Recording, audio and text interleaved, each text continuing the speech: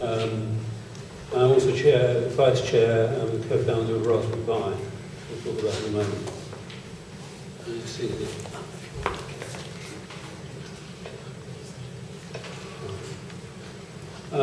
First, we'll do a bit of MBA. You're going to hear for the 5th time what these other people have said, but maybe put this on a different way. First, I want to distinguish between high growth and high profit companies. High growth companies are typically family companies where you're relying on profit to fuel the company. You do a project, the profit of the project this week pays for the goods next week. Who thinks the company should make a profit? Oh, good. None of you do. I can't invest in a company. I'm now old enough and fat enough to be an angel investor. It's much easier for me to give money to people than them to run around and make more money than for me to do it. So, a high growth company does make a profit. If you're making a profit, you're not buying enough back. High profit companies typically has limited funding and the shares are never sold. A family company, for example, or a small shop. A high growth company is a chain of shops. You suck in a lot of rocket fuel, which is the investment. You go like a rocket. You have to go like a rocket. Because when you invite investors in, the clock starts ticking. Investors are not a charity. They want their money back. Actually, they want 10 times their money back in about 5 to 10 years. So, typically high profit companies are debt funded and high growth companies are equity funded. So if you raise money, raise enough to get to break even, because raising the second tranche is much harder. Now, an entrepreneur basically doesn't know what they're doing. If they knew what they were doing, they wouldn't be an entrepreneur, it would just be a process. And the 3 things they do, which is kind of important, are the market risk. Sorry, where's the...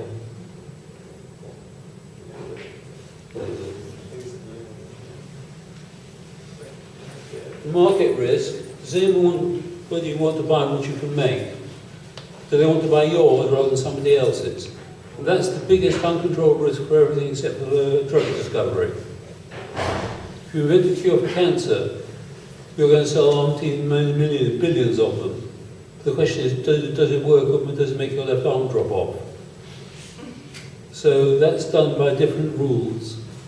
But everything else, market risk is the biggest risk. People risk. Have you got the right team, or can you recruit the right team to get it done? Technological risk.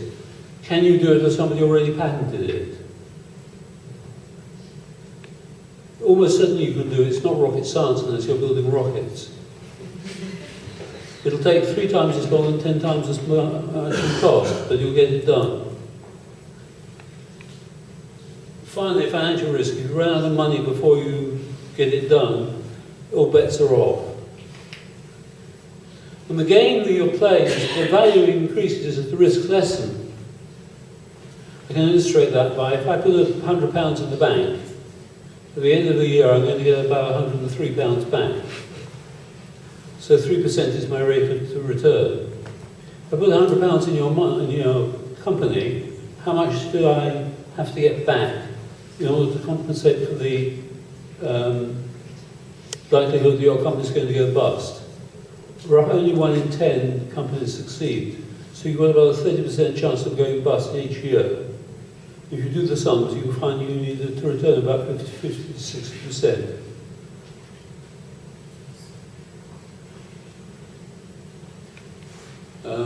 Crossing the can. Beware of early adopters. Investment. So this leads directly to investment criteria. And these are the tick marks that the investors or people like me are going to have in their heads when they look at your proposal. It comes directly from the investment criteria. Firstly, global, sustainable, underserved market need. Each of those words is important. Global, well, market need is obvious. Do people need your particular thing? How are they doing it already? Maybe they're using paper and pencil, and that's okay. If you're trying to disrupt a market, you need to be either 10 times better or 10 times cheaper. So why would they buy yours rather than somebody else's? Underserved, is there an opening for it?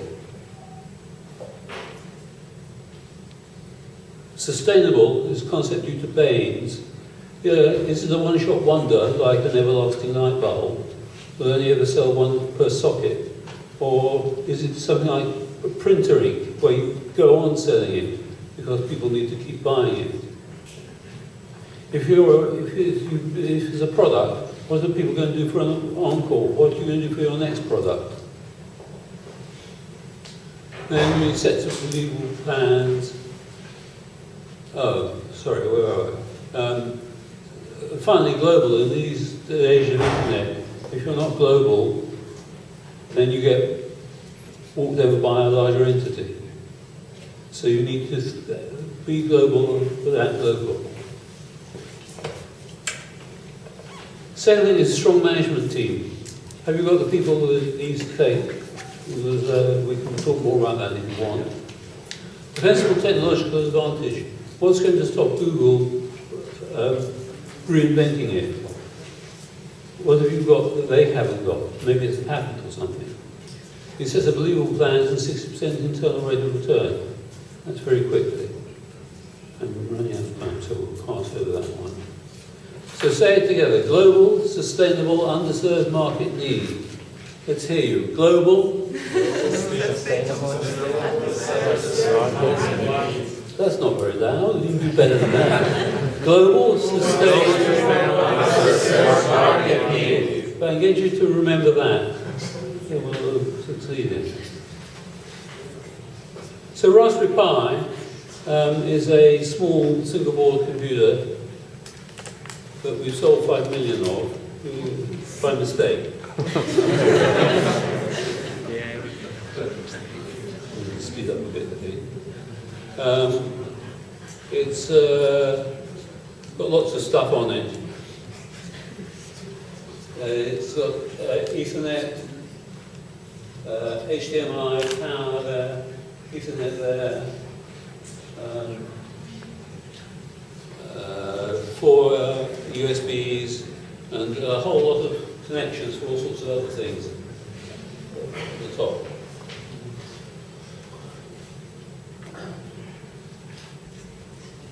Why do we do it? I'm on the faculty board of the computer faculty at Cambridge, and in 2008, applications to read computer sciences at what's one of the best universities in the world and the best computer science department in the world were dropping like a stone. We couldn't fill the course. You take 100 students or so a year. We normally get 500 applicants. We dropped down to 200 applicants. We couldn't fill the course with good enough people. So that was a problem.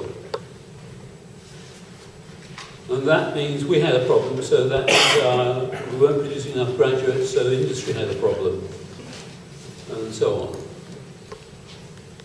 School computing was dropping through like a brick. They teach us stuff called ICT, which was how to use Microsoft Word. The kids knew already how to use Microsoft Word. These days, devices aren't programmable. It's very hard to make your phone do something different, for example. And games machines are deliberately locked, so you have to pay Apple or you have to pay the games manufacturer money to get the new program in there. Various good people had said this is a bad thing and what are we doing? So I wrote a paper saying we should do something about it. 6 of us got together, they're my fellow trustees, I wrote a paper saying we should do something about it. And we had a number of meetings in the pub, and we thought, well, we can build a little computer. Let's try and do that. We thought maybe we'd sell 10,000 or so. Small. We set the price first. We said it's going to be $25 because that's what we thought the textbook would cost. Shows how out of date we were. So that was our target price. And we thought we'd sell 10,000 because how many computer science students are there in the UK?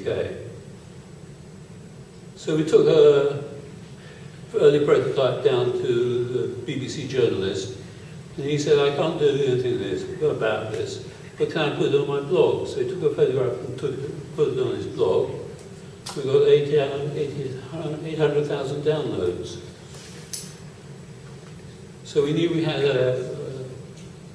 well, we were committed. We promised 80,000 people that we were going to make a $25 computer, and we didn't know how. Because the prototypes were hand-built, cost several $100. So we worked hard, and we said we'd launch it in the fourth quarter. So on the 17th of November, we started getting phone calls saying, where is this computer? It's all a scam. So we put some hand-built prototypes on eBay. This is a $25 computer.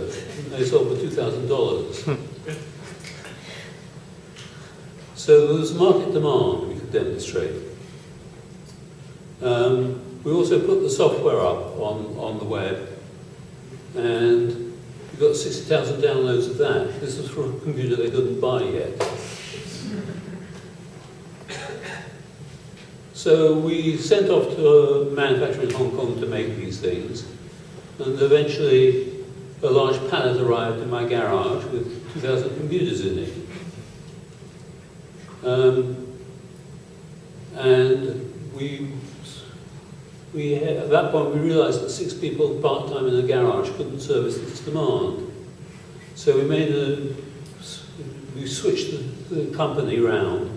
And every company you do will do something different from the thing you first thought it was going to do. Because the market will tell you something different. And you listen to the market. So we had a business model change, and we became an OEM. Electric components and radio spares, Premier Farnell came on board as manufacturers. They bought our stock. They launched on February the 29th, 2012. This was the 2,000 we had in stock. They took 100,000 orders on the first day. And both their websites got taken down by the demand. They were taking 700 orders a second at the peak before it crashed. So we had a success disaster. That had a number of consequences. One of which was we couldn't say we were a development board anymore.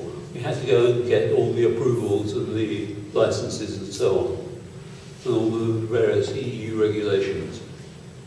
And that took a little bit of time. So it's made in Wales, where we employ a couple of hundred people. We're now making 80,000 a week. And we had some regulatory hassles which got through. And it turned out lots of people were using them for non-educational uses. So we were an educational charity. Charities can't sell things, so we had to set up a trading company. So we set up a trading company as a subset.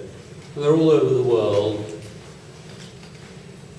And people who run Scratch on it. They run Minecraft on it, which has a programming in addition for the kids. You can run XNBC, Media Center. We've sold more than 5 million. And applicants for the course have come back up.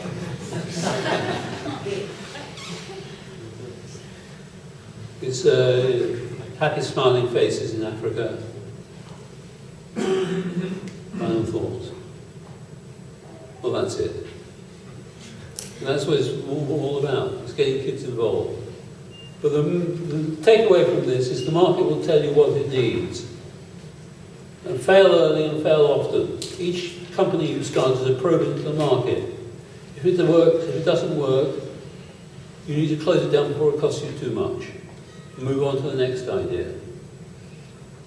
When I started Electronic Share Information, which was one of the first online brokers, we were originally going to set it up as a stock exchange, but it turned into a broker because that was easier to do. So go for low-hanging fruit. We eventually sold it to E-Trade for $250 million. And we never made a profit.